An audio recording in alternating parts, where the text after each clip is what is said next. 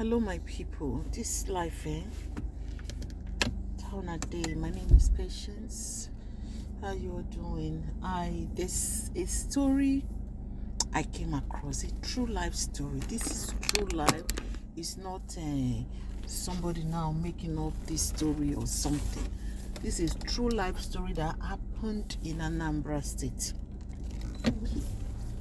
I'm not going to mention names, but I'm just going to tell the story.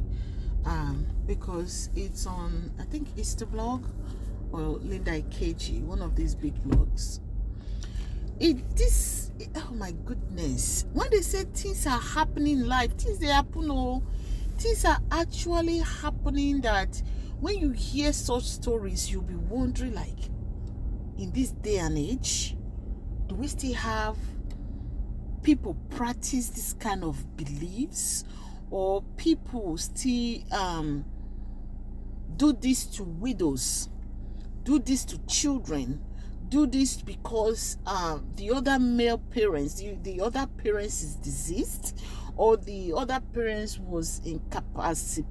That you see say that word again. The other parents is sick, doesn't have the ability to speak up for themselves, or the other parents is handicapped. So you find out that some people that felt that they have some certain powers will not decide for the families of that man. So when you hear men, even men now these days, lawyers, not just men, lawyers, men lawyers. A female lawyer was the one that came out some time ago, and she was talking about, make sure when you buy a property, put your wife and your kids' name, or if it's the woman that is buying the property, do not put your husband's name on the property. The worst you can do, the most you can do is put your children's name on the property. Don't even put your name. Put your children's name on the property. Don't put your name, don't put your husband's name on the property. So this story is that this woman and this man married, living happily, and they got sick. Since the man got sick, the sisters, apparently this man have 3 sisters and brothers. These sisters decided that they were going to kidnap that man. I call it kidnap. They decided they were going to kidnap this man and keep the man, so that the man's wife and his son. So these people decided on their own that they were not going to allow the son and the wife, not ex-wife, they are not divorced, they are not separated, wife.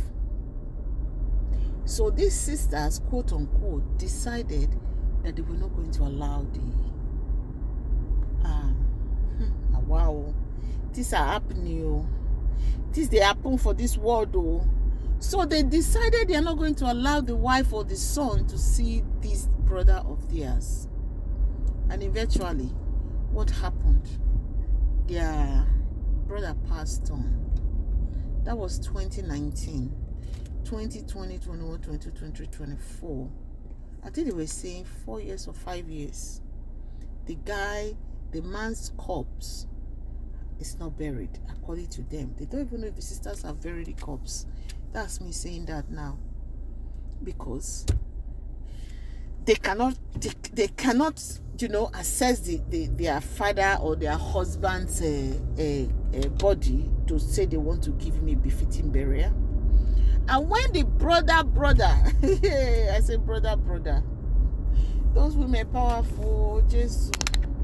When the brother, the deceased brother, that's the 3 sisters that is holding on to the man's body now.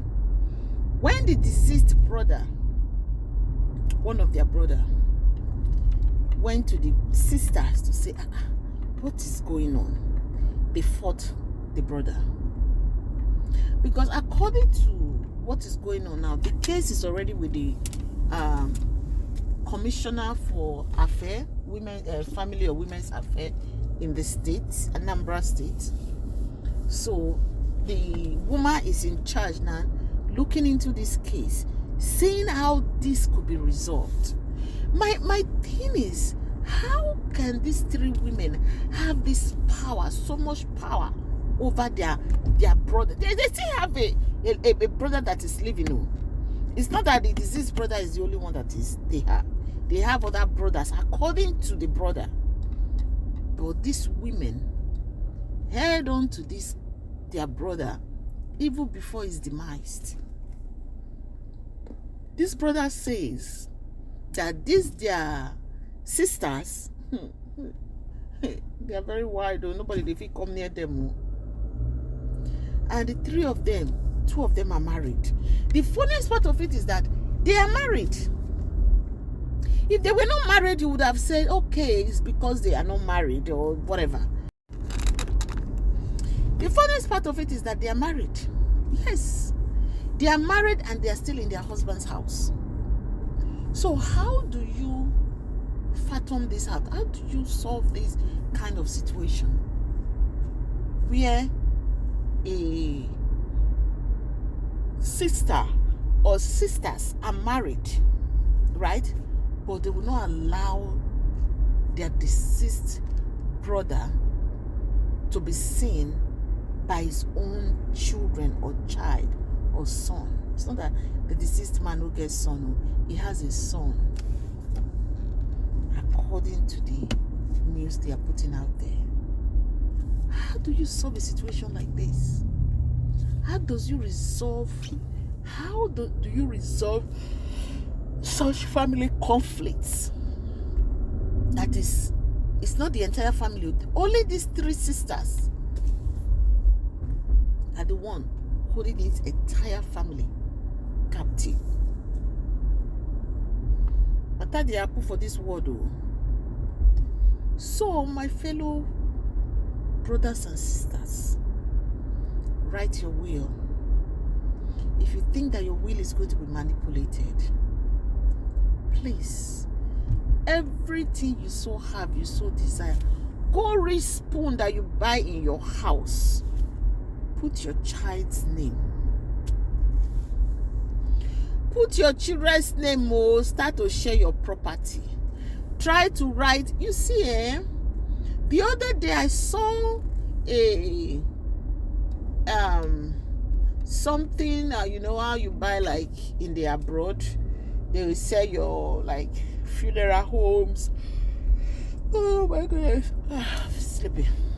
Funeral homes will sell like a plot of land to people, to you, and say, okay, when you buy, this is where you'll be buried. You start making you do your own funeral plans and everything down. That doesn't mean that you are buying, that anything is happening to you. It's just that you are just being proactive. You just want to plan ahead in case something happens. Yeah.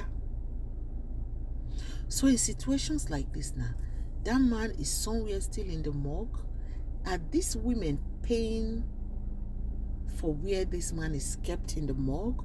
Or they are accumulating these bills, awaiting the wife or the son or the family, other family members to pay?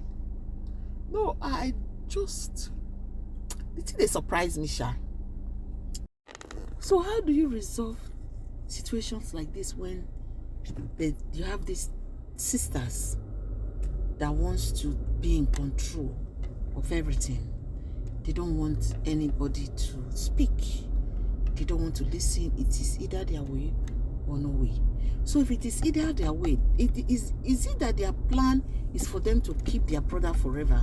Because I would think that they will want their brother to be buried, right? Yeah. I would think that they will want their brother to be buried. Then you can continue the conflict that you are having with his wife and his son. Instead of holding the deceased body hostage, you are not allowing them to see him. You are not allowing them to give him a befitting burial. What did the man do when I no one bury him? What is the man's crime? What are his crime? That will not allow him to be buried. What are his crimes? It's funny. It's funny to me. It's something like I've been thinking about since I read this story. I'm like, what is happening? What is going on with us? That we now take matters into our hands. We don't even consider the deceased. What do you call it now? We don't even consider the deceased. No, the body is gone. But we don't consider the deceased or the family or the children, how the children are feeling, whatever they are feeling. I don't think that is right. Now, wow. Please share this video. This is a very serious learning video for every one of us, because people should be careful, mindful, plan, because the world is changing. The families are changing. People change. People change. Men, plan your lives around your family. Plan your life around your children. Women, plan your life around your family. Plan your life around your children. This story, I don't know, say this kind of thing if it happen. That sisters, it's not even the men in the family. Women in the family, these 3 women holding this person hostage. Don't be say the person is still alive, or that person don't buy, but you still choose to hold him hostage, even in his RIP.